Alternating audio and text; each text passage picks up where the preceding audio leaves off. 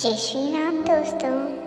आज मैं आपके लिए कहानी लेकर आई हूँ जिसका नाम है झूठी शान आफत में जान। एक बार इसी गांव में अविनाश नाम का एक छोटा बच्चा रहता था। वो आज स्कूल से बहुत उदास घर लौटा। इस पर उसकी माँ ने पूछा, क्या स्कूल में किसी से झगड़ा हो गया या फिर अध्यापक जी ने पढ़ाई के बारे में मारा? पता नहीं अविनाश आज क्यों उदास है। अविनाश को उदास देख उसकी मम्मी के मन में तरह तरह के प्रश्न उमड़ने लगे। अविनाश के सिर पर हाथ फेरते हुए आखिर मम्मी ने पूछा, क्या बात है बेटा अविनाश, आज उदास कैसे बैठे हो? मम्मी का इतना कहना था कि अविनाश की आंखों से आंसू झलकने लगे। मम्मी ने सांत्वना देते हुए पूछा, क्या अध्यापक जी ने मारा है तुम्हें या किसी से झगड़ा हो गया? मैंने तो तुम्हें कभी उदास नहीं देखा। नहीं मम्मी, आज मेरे साथी दोस्त पंकज, रोहित और राना ने मेरी मजाक उड़ाया है, अविनाश ने सुबकते हुए कहा। क्यों? माँ ने पूछा। इस पर अविनाश ने कहा, वे सभी स्कूल में खाने के लिए 100-200 रुपए लाते हैं। आज मैं भी उनके साथ था। मैंने भी कैंटीन वाले से 500 रुपए की चीज देने को कहा तो दोस्तों ने कहा, कंजूस पिता का कंजूस बेटा। अविनाश ने ये सारी बात एक ही सांस में पूरी कर दी। तो बेटी, इसमें रोने की क्या बात है? कल से उनका साथ छोड़ दो। चलो आओ, अब खाना खाते हैं। अविनाश ने खाना खा लिया, लेकिन अभी तक उसका मन शांत नहीं हुआ था। वह स्कूल का होमवर्क करके खेलने निकल गया। खेलने के बाद जब घर पर आया तो पापा ऑफिस से आ चुके थे। उसने पापा से कोई बात नहीं की, उदास मन से पढ़ने बैठ गया। अभी तक स्कूल वाली बात उसके दिमाग में घूम रही थी। रात को सब सो चुके थे, लेकिन अविनाश की आंखों से नींद कोसों दूर थी। वह दोस्तों के साथ बराबर से खड़ा होना चाहता था। वह रात भर इसी सोच में डूबा था कि उसके दिमाग में एक तरकीब आ गई। वो खुशी से झूम उठा। उसने मम्मी की गुल्लक से चुपचाप 100 रुपये निकाल लिए। अब तो पंकज, रोहित और राना के साथ उसकी अच्छी पटने लगी। अविनाश रोज मम्मी की गुल्लक से 100 रुपये निकाल लेता था। उसकी मम्मी को यह बात का पता नहीं चला, क्योंकि गुल्लक में उन्होंने कभी हाथ डालकर नहीं देखा था। स्कूल में बोर्ड के फॉर्म भरने शुरू हो गए थे तथा इस पर अविनाश भी हाई स्कूल बोर्ड का विद्यार्थी था। उसे फॉर्म के साथ फीस भी जमा करनी थी। वह मम्मी के पास जाकर बोला, मम्मी कल 5000 रुपए दे देना, क्योंकि कल मैं बोर्ड की फीस जमा कराऊंगा तथा कुछ किताबें भी लानी है। मम्मी ने हाँ कहकर सिर हिलाया और काम में लग गई। अगले दिन अविनाश ने स्कूल जाते समय मम्मी से रुपये मांगे। अविनाश की मम्मी कमरे में गई और गुल्लक उठा लाई और उसमें से पैसे निकालने लगी, लेकिन उसमें कम पैसे पाकर बोली, अरे ये तो 3500 रुपये है। अविनाश का मुंह पीला पड़ गया। वो बोला, अरे क्या इसमें इतने ही पैसे होंगे? अविनाश की माँ ने कहा, नहीं बेटा, मैंने तो इसमें कुछ दिन पहले 12,000 रुपये रखे थे। वो सुबह कर रो उठा और कहने लगा, मम्मी मुझे क्षमा कर दो। मम्मी, मैंने ये पैसे मित्रों के सामने शान दिखाने के लिए चुराए थे, मुझे माफ कर दो। अविनाश ने सच्चाई बयान करते हुए कहा। अविनाश को अपनी गलती का एहसास हो चुका था, इसलिए उसके मम्मी पापा ने उससे कुछ नहीं कहा। अविनाश की फीस का इंतजाम पापा ने उधार लेकर कर दिया। अविनाश ने मम्मी से वादा किया कि वो अब कभी झूठी शान नहीं दिखाएगा और सदैव सच्चाई का सामना निडरता के साथ करेगा।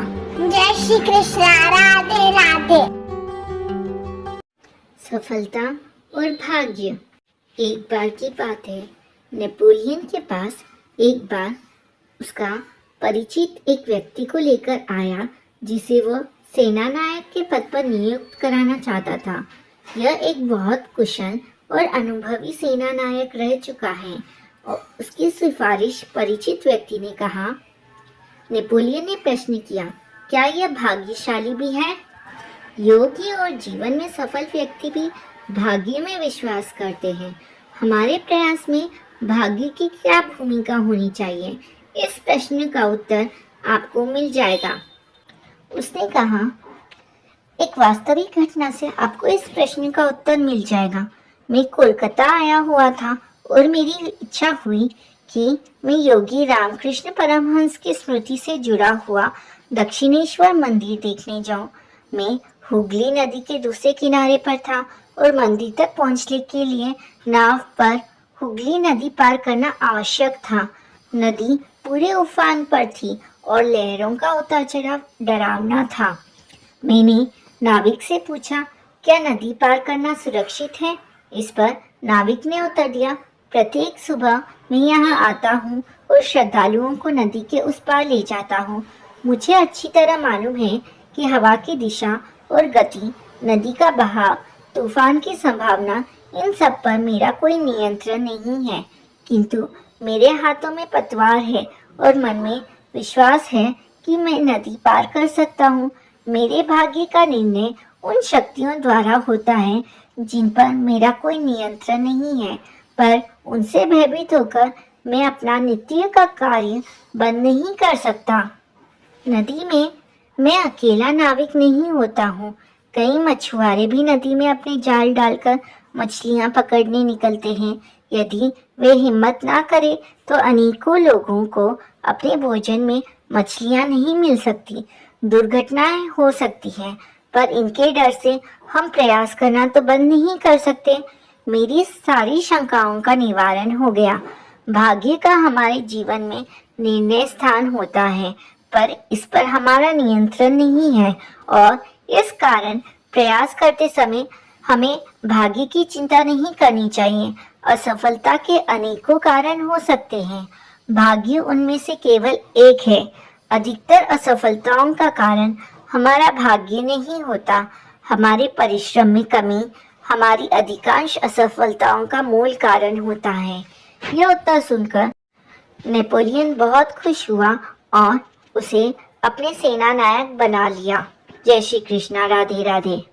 जय श्री कृष्णा दोस्तों। चिंटू की जादुई पेंसिल। चिंटू एक नटखट और शरारती लड़का था। उसकी पेंटिंग क्लास में हमेशा सबको हंसी आती थी, क्योंकि वो हर बार कुछ न कुछ गड़बड़ कर देता था। एक दिन चिंटू को एक पुरानी स्टेशनरी की दुकान में एक चमचमाती जादुई पेंसिल मिली। पेंसिल पर लिखा था, जो तुम बनाओगे वो असलियत में आ जाएगा। चिंटू ने सोचा, अरे वाह, अब तो मैं दुनिया का सबसे बड़ा चित्रकार बन जाऊंगा। चिंटू ने पेंसिल से सबसे पहले एक चप्पल का चित्र बनाया, लेकिन यह चप्पल जमीन पर नहीं रही बल्कि हवा में उड़ने लगी। चिंटू के पापा कमरे में आए और वो चप्पल उनके सिर पर गिर पड़ी। पापा चौंक गए और बोले, अरे चप्पल उड़ कैसे रही है? चिंटू ने मुस्कुराते हुए कहा, पापा शायद ये जादुई चप्पल है। पापा को समझ नहीं आया और वो हैरान रह गए। चिंटू हंस हंस कर लोटपोट हो गया। चिंटू को भूख लगी थी एक दिन, तो उसने पेंसिल से बिस्किट का चित्र बनाया। बिस्किट असली हो गई और वो खुश होकर खाने वाला ही था कि तभी एक कुत्ता प्रकट हुआ और बिस्किट को उठाकर भाग गया। चिंटू ने सोचा, ये क्या हुआ? बिस्किट तो मेरे लिए थी। कुत्ता दूर से हंसते हुए भौंकने लगा, मानो कह रहा हो, धन्यवाद चिंटू, स्वादिष्ट बिस्किट के लिए। ऐसे ही कुछ दिन बीत गए। एक दिन चिंटू की मम्मी ने कहा, चिंटू मुझे एक कप चाय बना दो। लेकिन चिंटू तो आलसी था। उसने पेंसिल से एक चाय का कप बना दिया। कप अचानक उबलने लगा और चाय हर तरफ फैल गई। तभी चिंटू की मम्मी ने उसे डांटते हुए कहा, अरे ये क्या हो रहा है? चिंटू ने झट से कहा, मम्मी यह तो जादुई चाय है जो खुद ही तैयार हो जाती है। इस पर मम्मी नाराज होकर बोली, चिंटू मुझे तुम्हारी यही बात अच्छी नहीं दिखती। हर वक्त शरारत करते हो और ना जादू का डाल देते हो। अगले दिन चिंटू अपनी जादुई पेंसिल स्कूल ले गया। उसकी दोस्त पिंकी ने कहा, चिंटू मेरे लिए एक सुंदर तितली बना दो। चिंटू ने फटाफट तितली का चित्र बनाया, लेकिन तितली असली हो गई और सारे क्लासरूम में हंगामा मच गया, क्योंकि सारे बच्चे उस तितली को पकड़ने में लगे थे। जब टीचर ने यह सब देखा तो टीचर ने उसे बहुत गुस्सा किया और कहा, यह सब क्या हो रहा है। इस पर चिंटू ने मासूमियत से कहा, टीचर जी ये तो तितली ने खुद ही शरारत कर दी। टीचर ने चिंटू को पेंसिल देखी और समझ गई कि यह साधारण पेंसिल नहीं है। उन्होंने चिंटू से वो पेंसिल ली और कहा, चिंटू इस जादुई पेंसिल का इस्तेमाल तुमने शरारत करने के लिए किया है, इसलिए तुम्हारे सारे कामों में गड़बड़ हो रही है। अगर तुम इसका इस्तेमाल किसी अच्छे काम के लिए करोगे तो तुम्हारे सब काम अच्छे होंगे। ये बात चिंटू को समझ में आ गई। चिंटू को ये बात समझ में आ गई, इसलिए उसने अपनी टीचर से माफ़ी मांगी और चिंटू ने सोचा कि अब वो अपनी जादुई पेंसिल से कुछ अच्छा बनाएगा। उसने एक सुंदर पेड़ का चित्र बनाया और पेड़ असली हो गया। उस पेड़ पर कई रंग बिरंगी चिड़ियाँ का आकार बैठ गई। बच्चों ने तालियां बजाई और चिंटू को कहा, तुमने इस बार बहुत अच्छा काम किया है। दोस्तों, इस कहानी से हमें यह सीख मिलती है कि जादू का इस्तेमाल सिर्फ शरारत करने के लिए नहीं, बल्कि दूसरों की मदद के लिए और खुशी लाने के लिए भी किया जा सकता है। अब चिंटू अपनी जादुई पेंसिल से मजेदार और सुंदर चित्र बनाता, जिससे सभी खुश हो जाते। जय श्री कृष्णा, राधे राधे। सच्चा दोस्त। एक घने जंगल में एक हिरन और खरगोश बहुत अच्छे दोस्त थे। हिरन का नाम था चंचल और खरगोश का नाम था बुद्धू। चंचल अपनी तेजी और सुंदरता के लिए जाना जाता था, जबकि बुद्धू अपनी चतुराई के लिए। ये दोनों रोज जंगल में खेलते और एक दूसरे का साथ बहुत एंजॉय करते थे। एक दिन जब वे खेल रहे थे, एक शिकारी ने चंचल को देखा और उसे पकड़ने की योजना बनाई। शिकारी ने सोचा कि चुपके से चंचल के पास जाल बिछाया जाए और उसे पकड़ लिया जाए, और ऐसा किया उसने। चंचल जाल में फंस गया और बहुत डर गया। उसने बुद्धू को मदद के लिए पुकारा। बुद्धू ने देखा कि चंचल मुसीबत में है और उसने तुरंत एक योजना बनाई। वो शिकारी के पास गया और उसे दूसरी दिशा में भटकाने लगा। बुद्धू ने शिकारी को दूर एक और हिरन के होने का झूठा विश्वास दिलाया। शिकारी बुद्धू के झांसे में आ गया और उस दिशा में चला गया। इस बीच बुद्धू ने चंचल को जाल से मुक्त कर दिया। जब शिकारी वापस आया तो उसने देखा कि चंचल जाल से गायब है। वो बहुत गुस्से में था, लेकिन उसे कुछ समझ नहीं आया। उधर चंचल और बुद्धू जंगल की गहराई में भाग गए और सुरक्षित हो गए। इस घटना के बाद चंचल और बुद्धू की दोस्ती और भी मजबूत हो गई। चंचल ने बुद्धू की चतुराई और साहस की बहुत प्रशंसा की। बुद्धू ने चंचल से कहा, दोस्ती में सबसे बड़ी बात एक दूसरे की मदद करना है और मैं हमेशा तुम्हारे साथ हूँ। बच्चों, इस कहानी से हमें यह सीखने को मिलता है कि सच्चा दोस्त वही होता है जो मुसीबत के समय आपका साथ नहीं छोड़ता और हमेशा आपकी मदद के लिए तैयार रहता है। चंचल और बुद्धू की कहानी आज भी जंगल में सच्ची दोस्ती की मिसाल के रूप में सुनाई जाती है। कई सालों पहले की बात है। एक जंगल में एक बरगद का पेड़ था। उस बरगद के पेड़ पर एक बगुला रहा करता था। उसी पेड़ के नीचे एक बिल में एक सांप भी रहता था। वह सांप बड़ा ही दुष्ट था। अपनी भूख मिटाने के लिए वह बगुले के छोटे छोटे बच्चों को खा जाया करता था। इस बात से बेचारा बगुला बहुत परेशान था। एक दिन की बात है, सांप की हरकतों से परेशान होकर बगुला नदी के किनारे जाकर बैठ गया। बैठे बैठे अचानक उसकी आंखों से आंसू आ गए। बगुले को रोता हुआ देख नदी में से एक केकड़ा बाहर आया और बोला, अरे बगुला भैया, क्या बात है, यहाँ बैठे बैठे आंसू क्यों बहा रहे हो? क्या परेशानी है? केकड़े की बात सुनकर बगुला बोला, क्या बताऊं केकड़ा भाई, मैं तो उस सांप से परेशान हो गया हूँ। वो बार बार मेरे बच्चों को खा जाता है। घोंसला चाहे जितना भी ऊपर बनाओ, वो ऊपर चढ़ ही जाता है। अब तो उसके कारण दाना पानी लेने के लिए भी घर से कहीं जाना भी मुश्किल हो गया है। तुम ही कोई उपाय बताओ। बगुले की बात सुनकर केकड़े ने सोचा कि बगुला भी तो अपना पेट भरने के लिए उसके परिवार वालों और दोस्तों को खा जाता है। क्यों ना ऐसा कोई उपाय किया जाए कि सांप के साथ साथ बगुला का भी खेल खत्म हो जाए। तभी उसे एक उपाय सूझा। उसने बगुले से कहा, एक काम करो बगुला भैया, तुम्हारे पेट से कुछ ही दूर नेवले का बिल है। तुम सांप के बिल से लेकर नेवले के बिल तक मांस के टुकड़े बिछा दो। नेवला जब मांस खाते हुए सांप के बिल तक आएगा तो वो सांप को भी मार देगा। बगुले को यह उपाय सही लगा और उसने ठीक वैसा ही किया जैसा केकड़े ने कहा, लेकिन इसका परिणाम उसे भी भुगतना पड़ा।